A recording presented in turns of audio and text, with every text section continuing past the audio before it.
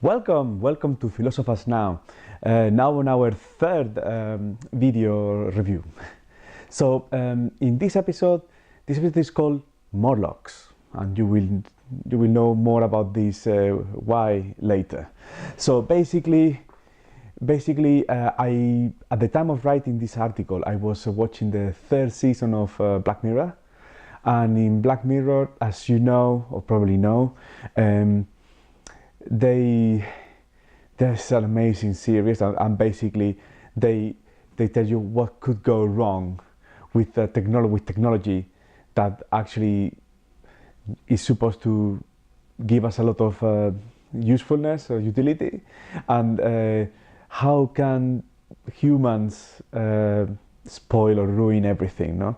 You have, for example, in technology, you always make the typical example of the knife, no? You can have a knife is a tremendous useful tool, and with a knife, since the cavemen, we were cavemen, you will use a knife to build other tools, to hunt, to get food, to do numerous things, but you can also kill with a tool, no? Such as a knife. So this is what gets explored to the detail and to the limit, to the extreme in Black Mirror. So the whole point of this reference to Black Mirror is that how reliable, how much do we rely on smartphones, and how is everybody now looking down on your screen, while walking or by the street, doing things. I do it myself a little bit, so shame on me. But basically, we're more and more like that, and there have been. In Black Mirror, the reference is because there was one episode where somebody was looking at his smartphone, and basically he dies, he gets killed because of distracted. He got distracted. So, and it happens in the first few minutes of the episode. It's not a big reveal or anything like that. So, yeah. So I was thinking how terrible is this these days with how unrespectful we are now with each other. For example, we use our phones while talking to other people. You are like, my wife does this all the time to me. We're after dinner, we're in the living room, and then I will be discussing something with my wife, and she's looking down at her screen while talking to me, and I find that I'm incredibly disrespectful. In other times, call me old-fashioned, but in my time, this would be extremely rude. And actually, if I did that to her maybe in the past, or even now, that could seriously harm my relationship, our marriage. So that's just one thing. But have you noticed as well how people don't look into each other's eyes anymore? We just look down or look to the side while talking instead of looking straight to the eye. So I think I've noticed that a lot now at work, and it's very rare to see people looking to you into the eye, and it's, I don't know, people might say this is a bit aggressive to look to each other in the eye, but maybe it's a cultural thing, but I don't know, I still do it. More things. Talking about this smartphone, using the smartphone, there are lots of articles and books written, and I quote one called Alone Together, where you can see clearly how people are, everybody is making pictures of their food. Even my parents are doing this. You go to a restaurant, you have a family reunion, and everybody's checking their phones, everybody's taking pictures of the food in the restaurant, everybody's sending each other the latest pictures that they're even taking at the event of the family, that we're all sitting around the table, and I'm sending them to each other while having the event, and people are checking the photo. Oh, how good the photo you did. Just live your life. I know it's good to have some memories, but I don't know, it's this real-time experience of experiencing your own life through the mobile phone. It's incredible in real time. I mean, as it happens, it's incredible. And terrible. So I was then thinking, about Netflix. It's the Netflix effect. I don't know if you know about the Netflix effect. So basically, there is this theory, which I think is not a theory anymore, but basically Nowadays, when somebody proposes to do something, an activity, to go out, to go to the cinema, or to go for a coffee or something, and people start to say, you know what, I don't feel like doing it today, you know, maybe next week. And then what you do instead is you go back home and you cozy up in your sofa with your little blanket, put the TV, and watch Netflix basically instead. And then bit by bit, gradually, no plan is better than stay at home, warm and nice, binge watching some TV series or watching films in Netflix. That's the Netflix basically overtakes our entire lives, and we stop going out and doing other things. And sort of this is quite real even to me. You know, I quite like my Netflix, you know, and Amazon Prime videos and all this kind of thing, and you know, yes, I enjoy that. I think it's very convenient, right? But there are other things to life, you know, read books or going outside. So this is quite dangerous. The good thing is, I mean, why do we do these things? Is because it brings you happiness, right? It's safe. It's you know what to expect. There's no surprise. You know that you know exactly what you're gonna get. You know, so it's a bit like an addiction, right? And yeah, basically, there is no better distraction for the truth that you're gonna die, right? So I think it all comes down to that. It's like all this having a job or doing hobbies or even having children, these all distractions to get you distracted from the tremendous angst that you can experience if you truly realize, I'm going to die, you know, I'm mortal, I don't know how long I have left, which is a bit counterintuitive, right? Because you would say, well, I don't know, but I should live my life to the maximum. So all these distractions are precisely what you need to you know, you get the happiness through these distractions. But is that everything? Is that everything? You know, I was the whole point of this episode or this video. It was called Morlocks for a reason. It's called Morlocks because the Morlocks from H.G. Wells, the Time Machine, right? Where the main protagonist travels to the future accidentally. He goes way like 1,000 years or something in the future, and in the future there are the Morlocks and the Eloi. And the Eloi are the ruling class. They evolved from after a nuclear apocalypse type of thing, catastrophe, and basically the Morlocks do everything. You know, they do all the work. They operate the machines and keep everything going for the Eloi. They don't even know what the machines do. You know, they just have been trying to do all these things, pull the lever, you know, push the cart towards that machine and do these things. And then when they finish, they actually live also in the underground. You know, they are not, you cannot see them.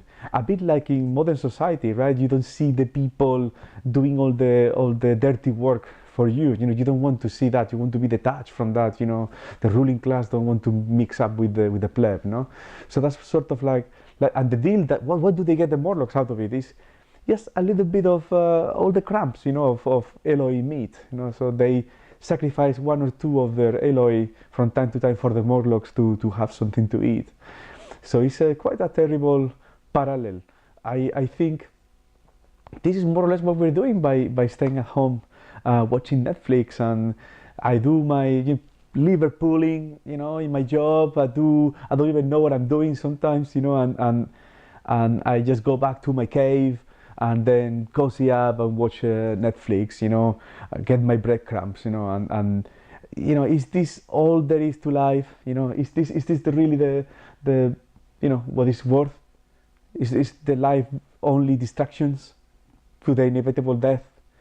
So my personal opinion is that for short term, there is short term happiness and long term happiness. So for short term happiness, you can do lots of things, you know. You can take drugs. I mean, you can don't do drugs, but you know, you can read books, go to parties, do sports, play games. You can do lots of things to distract you from the inevitable. But that is doesn't last long, so it doesn't have a long-lasting effect. And then you have long-term happiness, which I hope that there is such a thing, which I posit that I think it would be, for example, have a purpose in life, or even not a purpose in life, maybe less than that. It would be more like having like a legacy. So like usually people have children. So you have children because then you perpetuate, you have another child, and if you die, it's okay, I did my bit. The chain continues, and then your child will have another child and just keep on going in this, absurd life. And that's why in the article I put communal with the absurdity of life.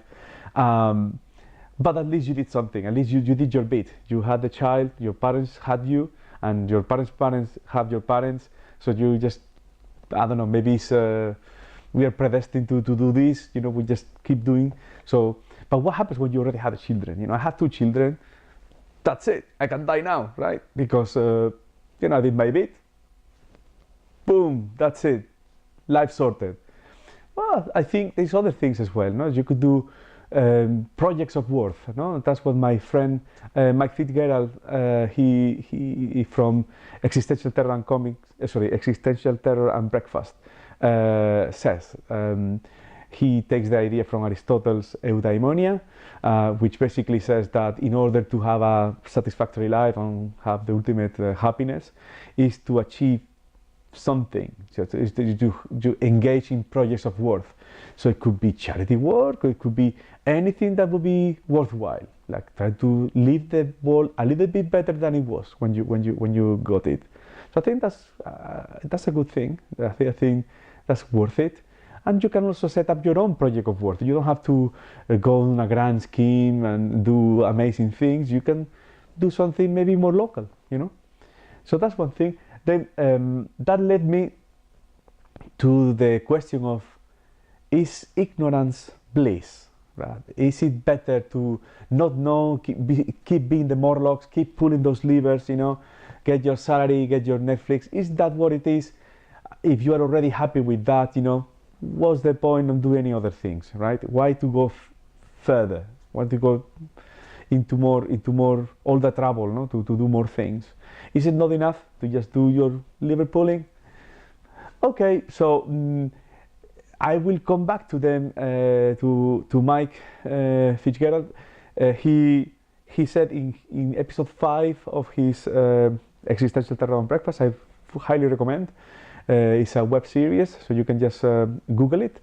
But in episode 5, he talks about 2 apes. One of them were chimpanzees, and basically they trained the chimpanzees to do sign language. And that completely, it was mind-blowing for the chimpanzees. They learned how to sign for sadness, for fear, for good things as well. But basically, before they were maybe a happy or at least ignorant chimpanzee, and they would just do what chimpanzees do, all the stuff doing their life, and it was fine, right? Like the Netflix viewing, and then suddenly they are enlightened, and now they know how to communicate with humans, and they have access to this new knowledge, right? And it's something that they cannot unlearn. This is one way only. It's one way street only. So they cannot unlearn it. So basically what happens is this chimpanzee will start sighing for sadness and depression or fear, not all the time, but quite a few times, and maybe before the chimpanzee didn't know what sadness was, or what fear. Well, I'm sure they know what fear is, but what depression was, or they maybe wasn't so self-aware, so by having access to this all new knowledge, it made them better in a way than other apes, right? Because they can have additional skills and they can communicate with the humans and they can get something out of it, and they are more enlightened than those apes. But is it really worth it? I don't know. Were they happier being just chimpanzees? So the parallel between the chimpanzees and philosophy is incredible, right? Because when you read philosophy, then you start thinking, self-reflecting, and really making connections in your life of what matters, what doesn't matter, and what is worthy, what is not, and all these kind of ultimate questions. And then you get enlightened, you get like the chimpanzee, now I know how to sign, and then suddenly you have all this realization and you can fall into nihilism, and it's like there's no point in life, and then you just basically suicide, and that was it for you. What wasn't it better for you to not know about all this fancy stuff and just keep putting your liver, watching Netflix, and be happy without knowing all this fancy stuff? On the other side of the coin, maybe you make the right decisions from now on. Maybe you make more meaningful decisions, and you can realize why things have been wrong in your life and how things maybe don't matter so much. You become more stoic, and you are like more, tough.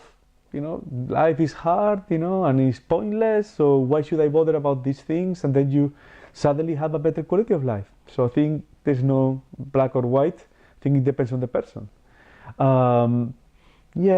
So one of the things I put in the article is maybe when every philosophy book there should be like a disclaimer saying, warning, philosophy, use with caution, right? This is dangerous stuff.